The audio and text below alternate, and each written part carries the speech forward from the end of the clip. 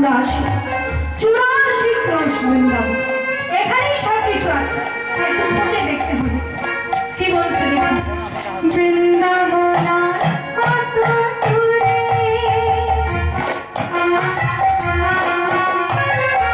খুঁজে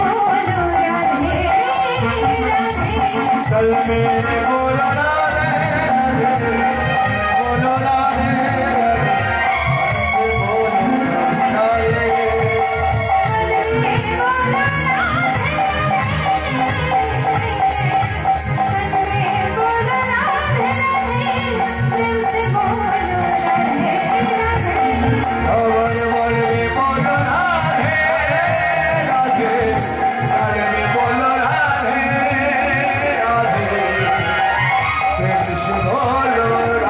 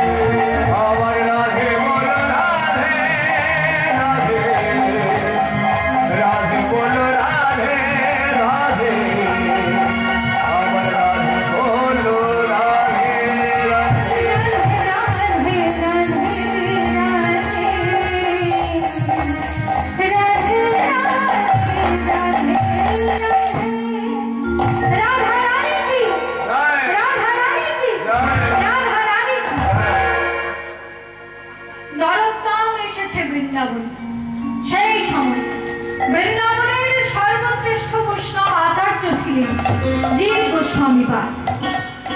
জীব গোস্বামী পাদ নরোত্তমকে জিজ্ঞাসা করলেন, নরোত্তম, আমি শুনেছি তুমি বাংলার এক রাজার পুত্র, তা বৃন্দাবনে তুমি কেন এসেছো? নরোত্তম বলছে, আমি বৃন্দাবনে এসেছি গোপী ভাবের সাধনা করার জন্য। বাহ, কিন্তু নরোত্তম, আমি তো তোমাকে দীক্ষা দিতে পারবো না, কারণ যতদূর আমি তোমার মুখে শুনেছি আমার দুই জ্যাঠামণি রূপ গোস্বামী, সনাতন গোস্বামী, তারা তোমাকে স্বপ্নে দেখা দিয়েছে। তাদের দর্শন যখন তুমি আগে পেয়েছো, আমি তোমাকে দীক্ষা দিলে পরে ঘোড়া ডিঙিয়ে ঘাস খাওয়া হয়ে যাবে। তাই রূপ সনাতনের সমতুল্য কোনো বৈষ্ণব আচার্যের কাছে তোমাকে দীক্ষা নিতে হবে। আর রূপ গোস্বামী আমার শুধুমাত্র জ্যাঠামণি নন, তিনি আমার গুরুদেব। শোনো নরোত্তম, এই রূপ সনাতনের সমতুল্য একজন বৈষ্ণব আচার্য বৃন্দাবনে বাস করছেন। তিনি হলেন লোকনাথ গোস্বামী পাদ। তুমি তার কাছে দীক্ষা নাও। নরোত্তম চলে এলো লোকনাথ গোস্বামীর চরণে। লোকনাথ গোস্বামী নরোত্তমকে বললেন, নরোত্তম শোনো, সহজ কথা সহজ করে বলাই ভালো। আমি আজ পর্যন্ত কাউকে দীক্ষা দিই, আর আজকেও বলছি আমি কাউকে দীক্ষা দিব না। আমি তোমাকে দীক্ষা দিতে পারবো না নরোত্তম, কারণ আমি সংকল্প করেছি আমি কাউকে দীক্ষা দেব না। তুমি এই দীক্ষার ব্যাপারে আমাকে বেশি পীড়াপিড়ি করো না। নরোত্তম ভাবছে, এই গুরুদেবের চরণে আমি শরণাপন্ন হলাম, আমি চেষ্টা করবো এমন সেবা করার, যদি দীক্ষা দেন ভালো কথা, আর যদি দীক্ষা না দেন পরজন্ম পর্যন্ত আমি ওনার জন্য অপেক্ষা করব, কিন্তু অন্য কারোর কাছে আমি যাব না। এই যে নরোত্তম লোকনাথ গোস্বামীকে গুরু পদে বরণ করে নিল না, এরপর নরোত্তম লুকিয়ে লুকিয়ে গুরু সেবা করছে। কিরকম? গুরুদেব যে বাগান থেকে ফুল তুলে আনেন কৃষ্ণ সেবা করার জন্য, নরোত্তম আগে গিয়ে সেইখান থেকে ফুল তুলে এনে মন্দিরে রেখে দেয়, তুলসী পত্র চান করে এনে মন্দিরে রেখে দেয়, যাতে গুরুদেবের পুজো করতে সুবিধা হয়। এই সুযোগ কিন্তু করে দেয়। গুরুদেবের কাপড় জানান ধুয়ে মুছে ঝুলিয়ে রাখে। লুকিয়ে লুকিয়ে নরোত্তম কিন্তু গুরুদেবের সেবা করে চলেছে। লোকনাথ গোস্বামী তো বুঝতে পারছেন না কে সেবা করছে, তাই তিনি বারবার বিরক্ত হচ্ছেন। তিনি কারোর কাছে এই সেবা চান না, সেই জন্যই কিন্তু তিনি কাউকে দীক্ষা দেন না। কিন্তু নরোত্তম লুকিয়ে লুকিয়ে সেবা করেই চলেছে। এবার নরোত্তম একটা গুরুত্বপূর্ণ ব্যাপার খেয়াল করল, একটা গুরুত্বপূর্ণ বিষয় খেয়াল করলো নরোত্তম। গুরুদেব লোকনাথ গোস্বামী তিনি যখন সূর্য ওঠার আগেই বাঁধে যান, মলত্যাগ করতে যান, সেই সময় রাতের অন্ধকারে যমুনায় স্নান করে যেই তীরে উঠতে যান, হয়তো মলের উপর পাটা পড়ে যায়, তারা ঘিন ঘিন করে ওঠে, আবার সেই যমুনায় গিয়ে স্নান করে, আবার তীরে উঠতে গিয়ে হয়তো মলের উপর পা পড়ে গেল। এইভাবে মাঝের মধ্যে 2-3 বার করে স্নান হয়ে যায়। নরোত্তম দেখলো এই জিনিসটা তো ঠিক না, বয়স্ক মানুষ মাঝের মধ্যে 2-3 বার করে স্নান হয়ে যাচ্ছে, এইটা তো ঠিক না। এইবার নরোত্তম লুকিয়ে লুকিয়ে গুরু সেবা করছে। কিরকম? গুরুদেব যখন বাঁধে যান, উনি চলে যাওয়ার পরে নরোত্তম সেইখানে এসে নিজ হাতে সেই মল পরিষ্কার করে।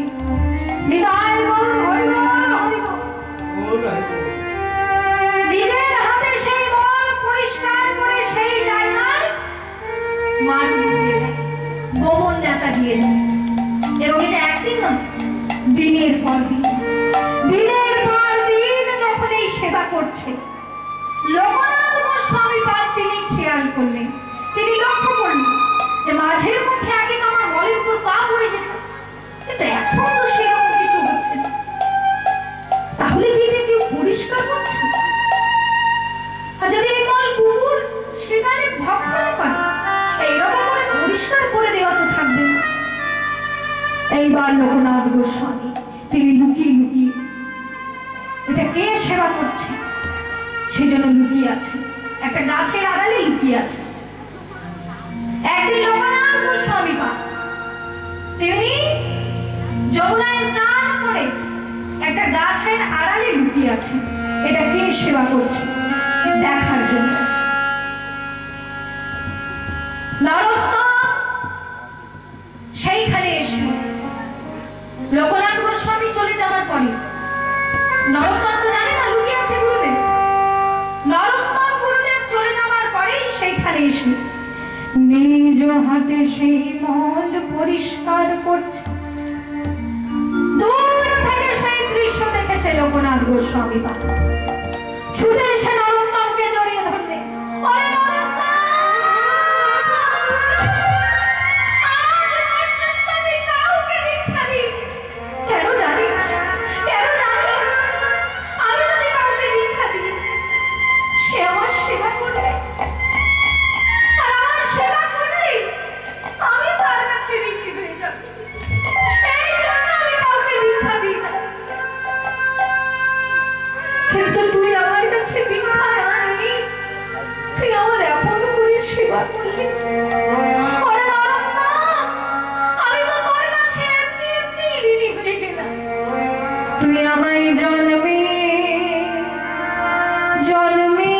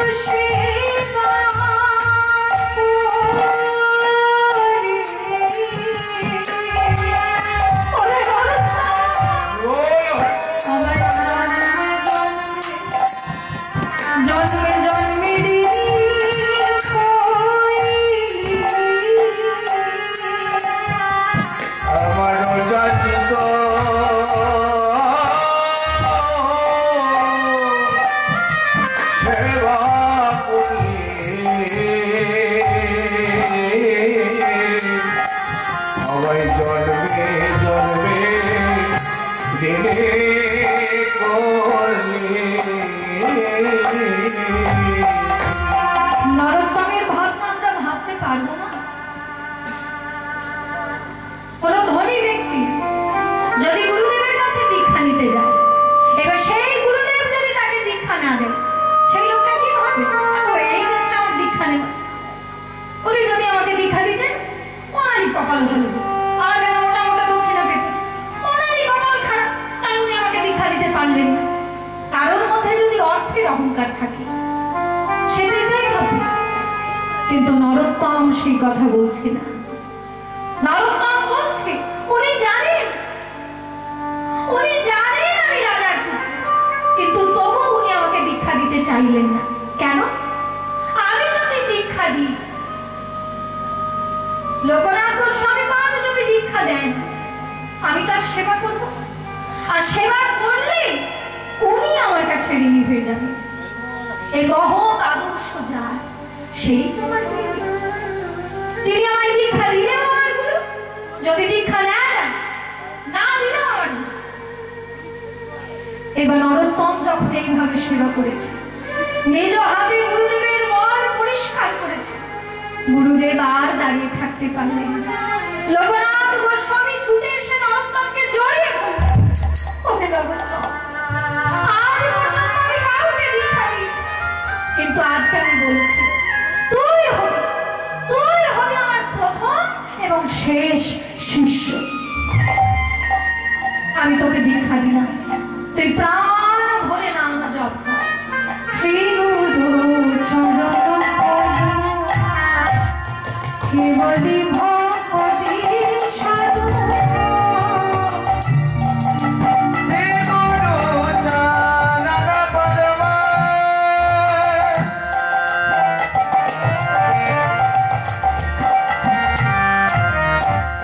কেবলি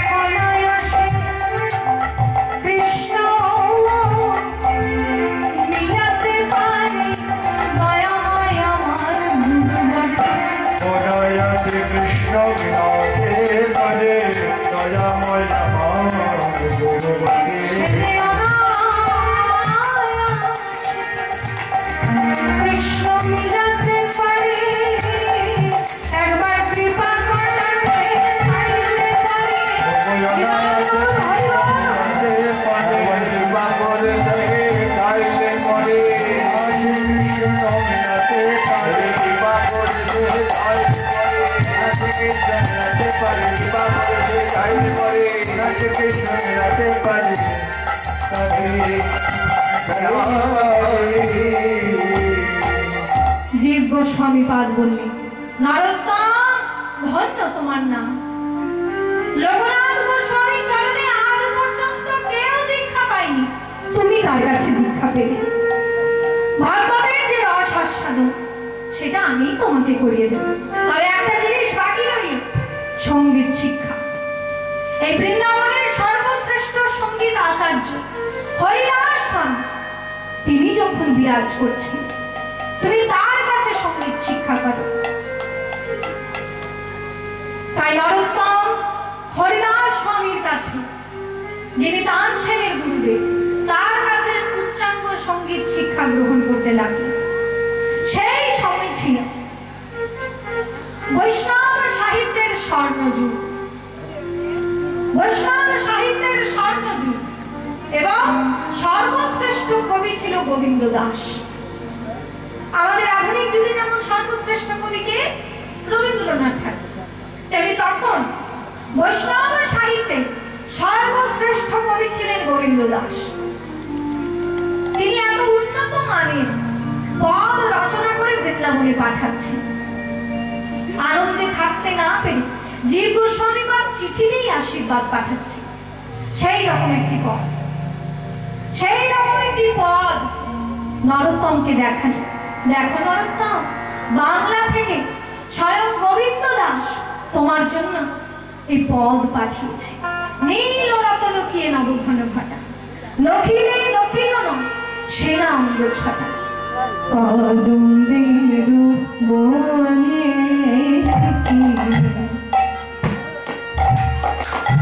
শ্যামছি কলিয়া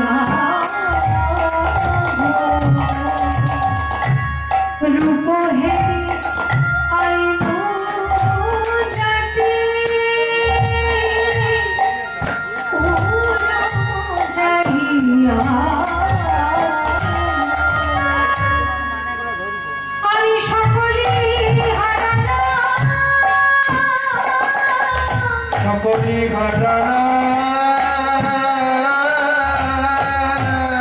আমি সকলে হারানা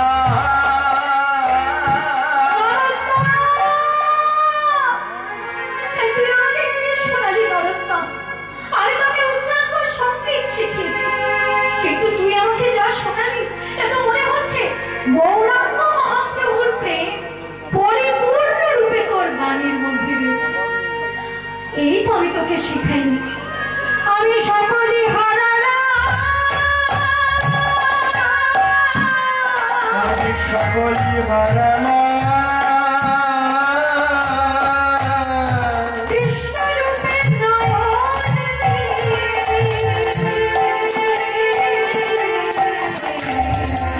সকলে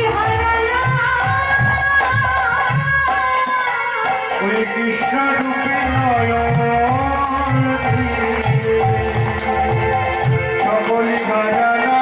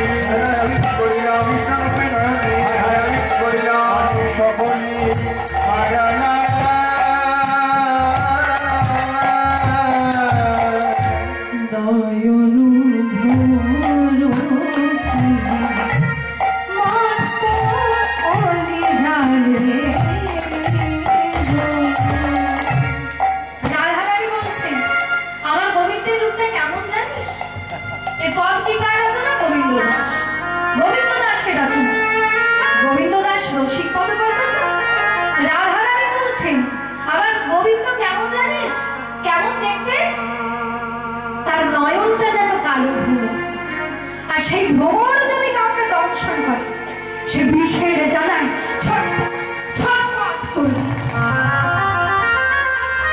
নয়ন ভ্রমণ কি মত্ত লীরাজে অলক্ষিতে দংশন দেখা যাবে না কখন এসে দংশন করে দিয়েছে যুবতী হিয়া মাঝে বৃন্দাবনের ব্রজগোপীরা বুঝতেই পারবে না কখন ওই কৃষ্ণের নয়ন রূপী ভ্রমণ তারে হৃদয়ে দংশন করে দিয়েছে। নয়ন ভ্রমণ কি রাজে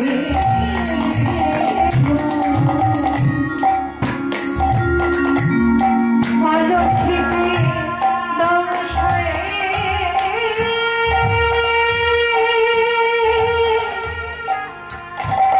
যুবতী মাঝে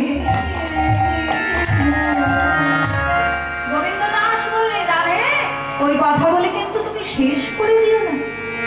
এইটা বলে তুমি শেষ করো না যে কৃষ্ণের নয়নটি কারো রূপ সেই ভ্রমণ যদি কাউকে দংশন করে সে বিষের জ্বালায় ছটফট ছটফট করবে এইটা বলে শেষ করো না কারণ তাহলে ভক্ত ভয় পাবে। তুমি একটু বলে দাও ওই নয়ন ভ্রমণ যদি কাউকে দংশন করে সেই ভক্তকে অঘোর সুধা দিয়ে সেই জ্বালা নিবৃত্তি করে নিবারণ করে গোবিন্দ দাসে সেনা আঁখে বিষে না পিলে অধর সুধা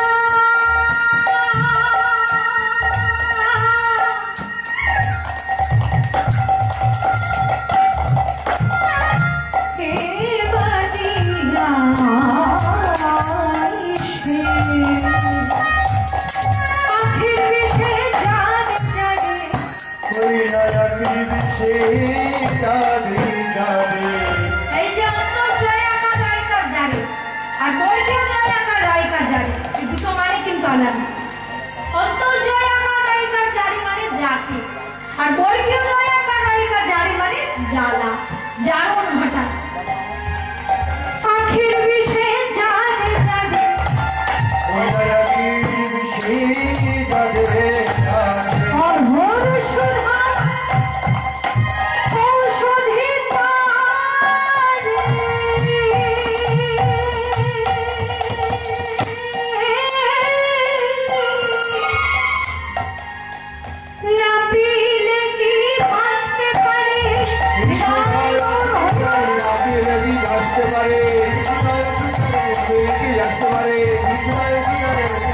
আসতে পারে আসতে পারে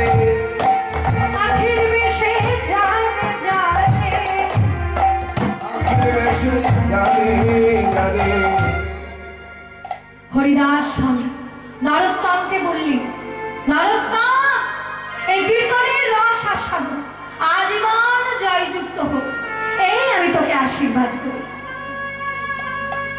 এইবার শ্রীনিবাস আচার্য প্রভু, যিনি অবিকল মহাপ্রভুর মতো দেখতে ছিলেন, সেই শ্রীনিবাস আচার্য প্রভু তিনি তখন সমস্ত বৈষ্ণবকে গোপী ভাবের সাধনা কিভাবে করতে হয় সেই শিক্ষা দিতেন। নরোত্তমকে ডাকলেন, নরোত্তম, শোনো নরোত্তম, এই গোপী ভাবের সাধনা করতে গেলে তোমাকে খুব গোপন একটা উপদেশ দিচ্ছি, শোনো। সর্বপ্রথম তোমাকে ভুলতে হবে যে তুমি একজন পুরুষ, ভেতরে মনের মধ্যে পুরুষ ভাবনা থাকলে গোপী ভাবে ঢুকতে পারবে। তোমাকে সর্বপ্রথম ভুলতে হবে তুমি একজন পুরুষ, সবসময় নিজেকে রাধারানীর চরণের দাসী ভাববে, কিশোরী গোপী ভাববে। আর দ্বিতীয়ত তোমাকে ভুলতে হবে যে তুমি হলে রাজার পুত্র।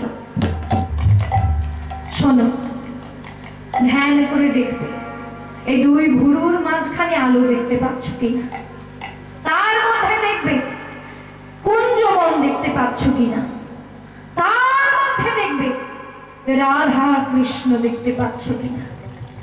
গুরুদেব, গুরুদেব, আমি কি সেবা করব? শোনো নরোত্তম, হৃদয়ের মধ্যে ধ্যান করে যদি তুমি দেখতে পাও কুঞ্জবন, সেই কুঞ্জবনের মধ্যে যদি দেখতে পাও রাধা কৃষ্ণ, এই পর্যন্ত যদি তোমার ধ্যান সার্থক হয়, কুঞ্জের বাইরে তুমি নিজেকেও দেখবে, নিজেকে দেখবে একজন কিশোরী গোপী নারী রূপে সেইখানে দেখবে। গরম দুধ করবে আর সেই দুধটা তুমি রাধা গোবিন্দকে পান করাবে না, তুমি ধ্যান করো। এইবার নরোত্তম ধ্যানের মধ্যে ডুবে গেলে রাধা কৃষ্ণ